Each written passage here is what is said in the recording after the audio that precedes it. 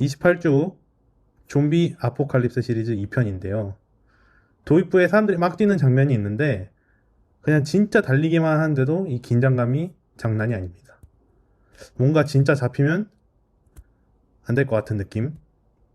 그 달리기만으로도 사람을 충분히 긴장감 있게 할 수 있다는 게 가장 인상 깊은 장면이었습니다.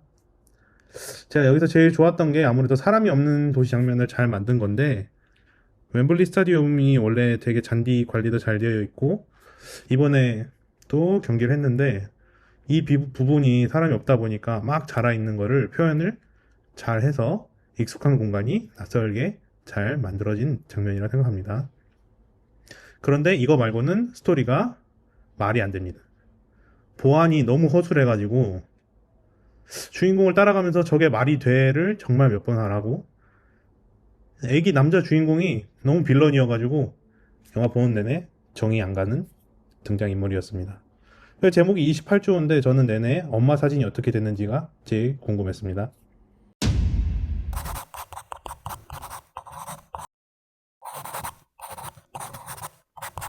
헝거, 태국 영화예요. 음식이랑 셰프 이야기인데 일단 태국어 자체가 좀 낯설다 보니까 처음에 어려움이 있었지만 그래도 괜찮게 봤습니다. 스토리 자체는 좀 전형적이고 이런 구조 영화들 굉장히 익숙한데 음식 먹는 장면에 공을 많이 들였다는 게 느껴졌습니다. 단순히 맛있게 보이도록 찍는 게 아니라 되게 뭔가 의미심장하게 찍어놔가지고 약간 징그러울 수도 있긴 한데 굉장히 어떤 의미를 갖고 찍은 것 같다. 그 내용이 영화에서도 나오니까 한번 보는 것도 괜찮은 영화라고 생각합니다. 캐릭터들도 굉장히 강렬하고 주방 공간이 이제 인물의 성격을 잘 반영하도록 구분되게 만들어 놓은 게 이 영화의 큰 특징이라 볼 수 있습니다. 뭐 불을 쓰는 공간을 만들어 놓기도 하고 아니면은 굉장히 차가운 사람처럼 뭐 실버만 써가지고 등장인물의 성격에 맞게 만들어 놓은 주방이 영화 전체적으로 완성도를 높여준 느낌입니다. 근데 후반부로 갈수록 원래 되게 차갑고 냉철했던 사람이 한번 칼에 찔리고 나서부터는 맛이 가가지고 좀 아쉽더라고요. 그래서 그냥 전형적인 마무리가 돼서 조금 아쉬운 영화였습니다.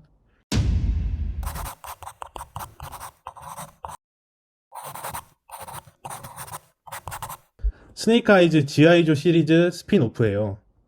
1편, 2편 다 봤는데 설마 이게 또 영화가 만들어질까 정말 아, 죽지도 않고 돌아온 용기에 박수를 치면서 보았습니다. 근데 그냥 죽길 바랬어요.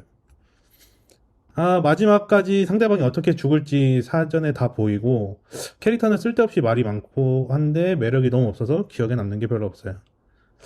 너무 액션 영화를 많이 봐서 이렇게 아쉽게 느껴졌나 생각했는데 아니에요. 그냥 매력이 없어요.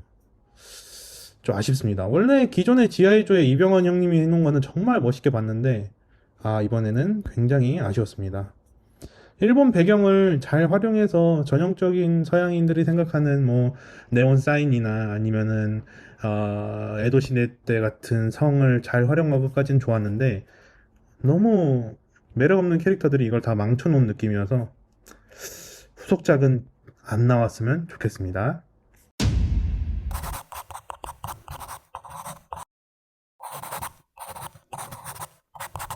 살인자 리포트 이번 주에 제일 기대 안 하고 봤는데 제일 재밌게 본 영화였습니다. 두 배우가 중심인데 어찌 보면 연극 같은 느낌이 들어요. 공간이 하나도 안 바뀌고 현대 미술 작품이라는 소품을 써서 각 상황별로 분위기를 다르게 만들어서 이 한정된 공간을 이런 식으로 활용할 수 있겠구나 라는 생각을 해줄 수 있는 아주 영리한 영화라고 생각을 했습니다. 설정이나 배경 이런 것도 다 친절하게 설명을 해주는데 그 긴장감을 끝까지 유지하고 반전이나 스릴도 있고 주제도 흐트러지지 않게 잘 만들어졌다고 생각해요. 그래서 생각보다 완성도 있고 잘 만들어졌다. 다만 한 가지 아쉬운 거는 여기 이제 두 명이 주인공이지만 한 명 다른 인물이 나오는데 약간 튀는 느낌이 납니다. 그 부분이 살짝 아쉽고 의문점이 든 거는 정신과 의사가 이렇게까지 만능인가는 잘 모르겠어요. 하지만 굉장히 흥행에 비해서는 훨씬 재밌는 영화이기 때문에 기회가 된다면 한번 보는 것도 좋을 것 같아요.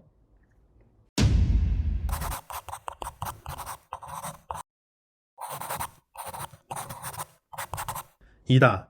2013년 폴란드 영화예요. 흑백 영화고 화면 비율도 고전 영화들처럼 약간 정사각형 비율에 가깝게 찍은 영화인데 솔직히 말해서 저는 이 명작을 잘 알아챌 수 없을 만큼의 지식이 없어서 그런지 모르겠지만 좀 심심했습니다. 자극적인 영화를 좀 좋아하는 사람인가 봐요. 근데 이제 섬세하게 빛을 쓰는 방식이나 인물을 담아내는 구도나 이런 것들은 굉장히 아름답게는 느껴졌습니다.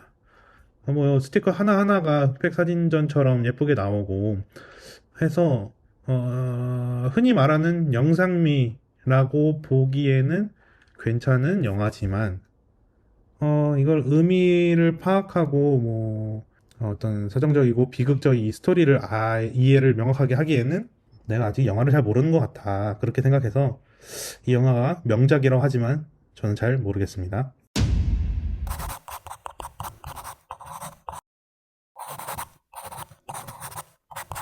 이번 주 어워드 발표하겠습니다.